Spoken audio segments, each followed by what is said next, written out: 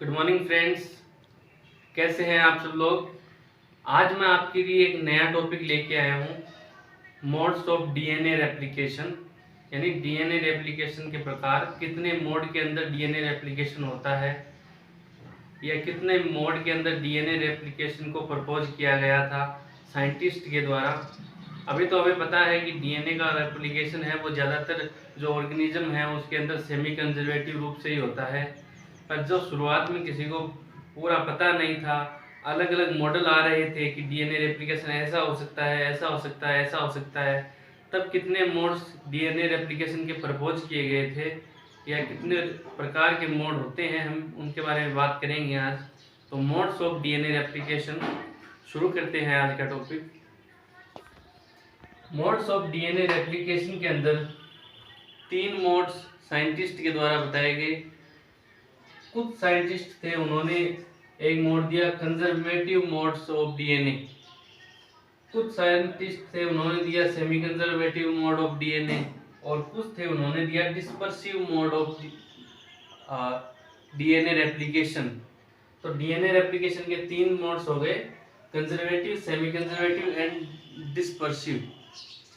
तो conservative mode है, उसके अंदर क्या होता है, उसके अंदर जैसे कि ये पेरेंटल डीएनए है, ये जो डीएनए है पेरेंटल डीएनए है जिससे में रेप्लिकेशन होने वाला है। तो जब इस डीएनए के अंदर रेप्लिकेशन होता है तो जो कंजर्वेटिव मेथड है उसमें जो पेरेंटल डीएनए है वो वैसा का वैसा कंजर्व रहता है, संरक्षित रहता है, और एक जो नया मॉलिक्यूल बनता है, हम जानते हैं कि जब डीएनए की रेप्लिकेशन होगी तो 2 संतति डीएनए या पुत्री डीएनए बनेगी। तो उसमें से जो एक पुत्री डीएनए होता है वो हूबहू अपने पेरेंट के समान होता है, और एक जो डॉटर डीएनए होता है वो एकदम नया होता है, जो पेरेंट है उससे एकदम नया होता है, नए न्यूक्लियोटाइड का बना होता है। तो जो ये पेरेंट डीएनए है इससे 2 ये पुत्री डीएनए बने। इनमें से ये जो डीएनए है आप देख सकते हैं, इसको मैंने इसको थिक बनाया है, जो नया बना है, और जो इसके समान है हूबहू उसको पतली लाइन से ही दर्शाया है। तो ये आप देख सकते हैं, ये जो डीएनए है वो हूबहू पेरेंट के समान है, और इसको मैंने थिक बनाया है अलग दिखाने के लिए। और ये जो नया बना है एकदम नया है, इसके अंदर पेरेंट के जैसा कुछ भी नहीं है।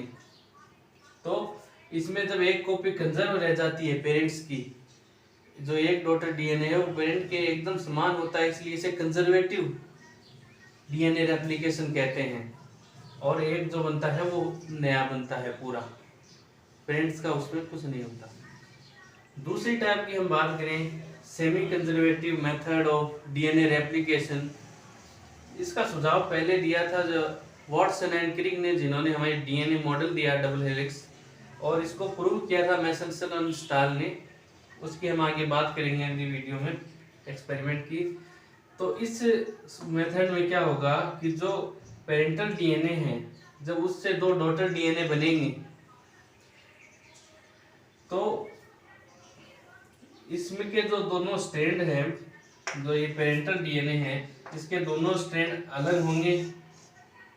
मान लीजिए ये दोनों स्ट्रैंड अलग हो गए, और ये दोनों स्ट्रैंड अपने को टेम्पलेट बनाकर अलग अलग नए स्ट्रैंड्स का निर्माण करेंगे।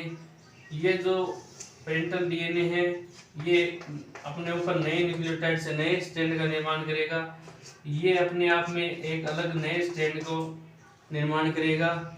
एक टेम्पलेट के रूप में दोनों स्ट्रैंड कार्य करेंगे, जिससे क्या होगा कि जो दोनों डॉटर डीएनए बनेंगे उसके अंदर एक स्ट्रैंड तो होगा पेरेंटल और एक स्ट्रैंड होगा डॉटर, या फिर नया पूरा नया स्ट्रैंड होगा। तो इसमें भी ये पेरेंटल है और ये पूरा नया स्ट्रैंड बना है। तो इसमें क्या हुआ कि आधा तो सुरक्षित रहा, एक स्ट्रैंड तो पेरेंटल डीएनए के समान है पर एक स्ट्रैंड नया बनता है, तो इसमें आधा सुरक्षित रहा, जो आधा डीएनए स्ट्रैंड है वो पेरेंटल के समान है, इसलिए इसे सेमी कंजर्वेटिव मेथड कहते हैं। इसमें आप देख सकते हैं ये पेरेंटल डीएनए है और ये डॉटर डीएनए है। इन दोनों डॉटर डीएनए के अंदर एक स्ट्रैंड है वो तो पेरेंटल डीएनए के समान है, और एक स्ट्रैंड है वो नया बना है, जिसको मैंने थिक करके दिखाया है यहाँ पर अलग दिखाने के लिए। तो एक स्ट्रैंड पेरेंट के समान और एक स्ट्रैंड नया। तो इस प्रकार का जो रेप्लिकेशन होता है इसे सेमी कंजर्वेटिव रेप्लिकेशन कहते हैं। और तीसरा प्रकार है डिस्पर्सिव रेप्लिकेशन। तो इस प्रकार के जो साइंटिस्ट थे जिन्होंने डिस्पर्सिव रेप्लिकेशन प्रपोज किया, उनमें डेलबर्ग प्रमुख थे। तो उन्होंने क्या बताया कि जो पेरेंटल डीएनए होता है वो रेप्लिकेशन के समय अलग अलग छोटे छोटे टुकड़ों में टूट जाता है, और फिर उन टुकड़ों से नए नए मॉलिक्यूल का, टुकड़ों को टेम्पलेट के रूप में इस्तेमाल करके नए नए न्यूक्लियोटाइड्स का, नए नए स्ट्रैंड्स का निर्माण होता है, और बाद में वो एक साथ अल्टरनेटिव जुड़ जाते हैं। यानी पहले तो ये डीएनए छोटे छोटे स्ट्रैंड्स के अंदर टूट जाएगा, फ्रेगमेंट्स के अंदर, और इन फ्रेगमेंट्स के ऊपर बाद में नए जो मॉलिक्यूल हैं, नए न्यूक्लियोटाइड जुड़ेंगे आकर इन फ्रेगमेंट्स पे अलग अलग नए नए न्यूक्लियोटाइड्स जुड़ेंगे, और उन फ्रेगमेंट्स बाद में अल्टरनेटिव ज्वाइनिंग होती है। कोई इनका तरीका नहीं होता कि इस प्रकार से ज्वाइनिंग होती है। तो इसमें क्या होता है कि अल्टरनेटिव ज्वाइनिंग से ये देखिए इतना भाग तो पेरेंटल है और इतना भाग नया बना हुआ है, इतना भाग पेरेंटल है और फिर ये भाग नया बना हुआ है। इसमें भी ये पेरेंटल है और ये नया बना हुआ है, ये पेरेंटल है और ये नया बना हुआ है। इसमें स्ट्रैंड्स ऐसे नहीं होते कि एक स्ट्रैंड नया एक स्ट्रैंड पुराना, या फिर एक डीएनए पूरा नया एक डीएनए पुराना। इसमें जो पुराना और नया पेरेंटल और डॉटर डीएनए है वो एक साथ अल्टरनेटिव फॉर्म के अंदर जुड़े होते हैं। इनका कोई जुड़ने का तरीका नहीं होता, बीच में ही तो पुराना स्ट्रैंड आ जाता है, बीच में नया स्ट्रैंड आ जाता है, फिर पुराना नया, ऐसे अल्टरनेटिव फॉर्म में जुड़े होते हैं। तो इस प्रकार के रेप्लिकेशन मोड को कहते हैं डिस्पर्सिव मोड ऑफ रेप्लिकेशन।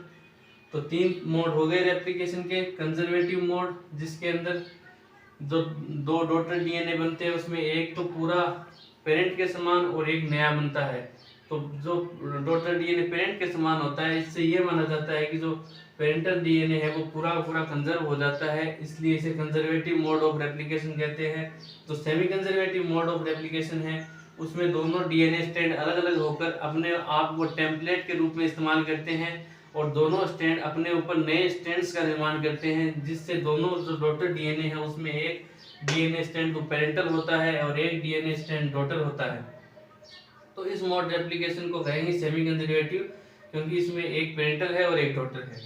तीसरा डिस्पर्सिव है। इसमें डिस्पर्सिव में क्या होता है कि डीएनए छोटे छोटे फ्रेगमेंट्स में टूटता है और बाद में उस पर नए न्यूक्लियोटाइड्स कॉम्प्लीमेंट्री स्ट्रैंड्स बनती है, नए न्यूक्लियोटाइड्स पूरक जो न्यूक्लियोटाइड होते हैं वो उस पर जुड़ते हैं, और फिर वो अपने आप अल्टरनेटिव फॉर्म के अंदर रीजॉइनिंग होते हैं।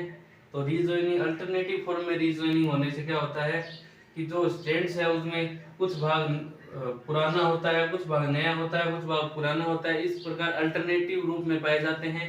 तो इस प्रकार के डीएनए रेप्लिकेशन को कहते हैं डिस्पर्सिव डीएनए रेप्लिकेशन या dispersive mode of DNA replication. I hope आप सभी को ये समझ में आया होगा मोड ऑफ डीएनए रेप्लिकेशन। फिर भी कोई डाउट रह जाए आपके मन में, कुछ आपको समझ में ना आया हो तो आप कमेंट के माध्यम से मुझे पूछ सकते हैं। Thank you very much.